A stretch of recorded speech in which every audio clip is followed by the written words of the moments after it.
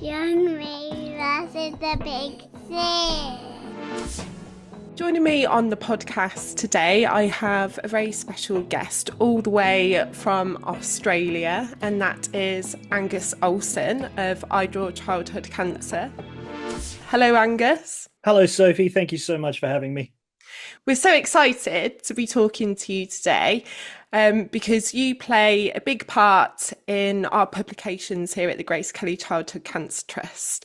So I guess if we can start with how you came to draw childhood cancer.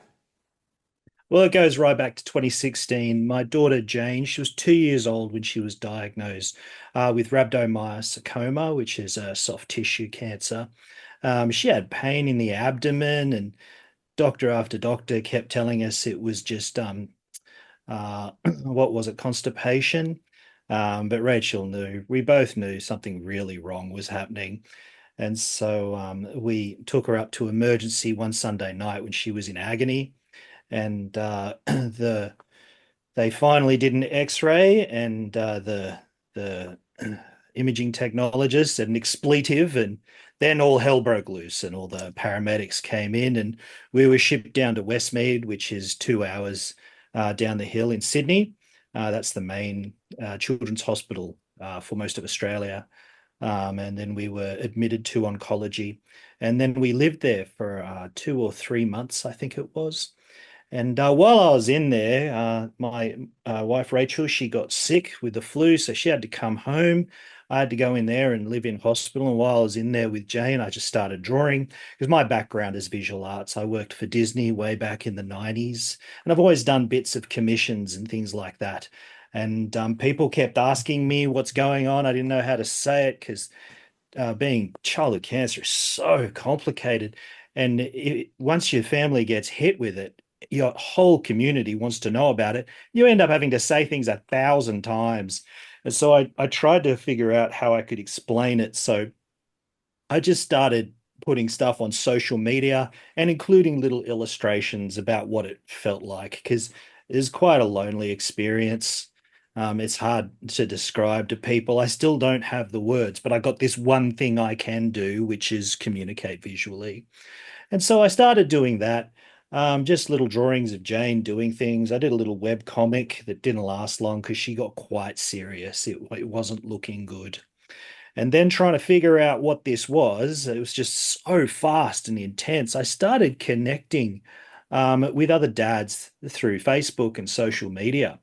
And there was a gentleman by the name of Andy Kim. His son had gone through rhabdomyosarcoma, and he set up a page for dads of rhabdo. And so I joined that group, and everyone had different expertises. They were from all over the world because we make up for about 5% of childhood cancers, rhabdomyosarcoma. There's different types. And hers was embryonal rhabdomyosarcoma. And I was back and forth and things like that. And I was uploading my drawings, and they were saying, Angus, we can talk about our own situation with what you're doing. And then a father named Ira Hughes, he asked me if I could draw his daughter, Audrey. And I did. I drew her on her favorite animal, which was a zebra. And I gave her a Ukrainian flower crown, which I thought was really cool with the bald head. And yeah, she made her look like a warrior, gave her warrior paint, things like that, and he loved it. And then one by one, I just started drawing all those kids, and yeah, just just put it online. It was just a small group of dads, just my family and friends on the group, and it was just called Jane back then, and it was just talking about what was going on. And then I'm like, all right, I'll switch it to I'm drawing childhood cancer, so I'll call it I Draw Childhood Cancer, as I it just didn't couldn't think of a creative name, and that's what I was doing, so I just called it that. Kept drawing and doing different comics and things like that, and then I thought, you know what? It was one afternoon in the cafe. It was slow, and I thought, the NG tube or nasal gastric tube, which most children with cancer have to maintain their nutrition, their fluids, their medicine. It's a very traumatic thing. And if I was in a very intense situation. It wasn't described to me. I just saw them jamming it in her, and it wasn't enough time. is always intense. And I just thought, you know what, I'm just going to describe why it's important, and I'm just going to put it up on Facebook and see how it goes. Just in an afternoon, I didn't even think much about it. The original illustrations are really basic, but as soon as it hit, uh, thousands of people hit my page, and it wasn't just parents, because parents had already been arriving to use the work I put up to describe their own situations. It was suddenly actual medical professionals. So it was nurses and doctors and imaging technologists and all sorts of social workers, child life therapists, especially all over the world. In one day, I think 400 nurses showed up. It was just remarkable. And they were just taking it straight off Facebook and using it, printing it off inkjet printers and things like that. It was just amazing. And I knew I had something special. And then in November of 2018, I got a message from Dr. Jen Kelly, um, uh, who you know. And it was very special. She messaged me to tell me how wonderful it is. She'd already done some publications for the UK, and she put them through a peer review in order to have them released to the UK. And she said, I'd like to use your images to be able to produce works that we can distribute across UK clinics. And well, I thought that was a wonderful idea. At the time, I wasn't really interested in print. My goal was just to put it online and have the world take it and do what they want. Um, it was only later that there became this demand, and I had to figure out how to make things print and available. But Jen very kindly was able to use it and make it available through her organization. And yeah, through a process of back and forth and little tweaks, we were able to make that first book, My NG Tube, appropriate.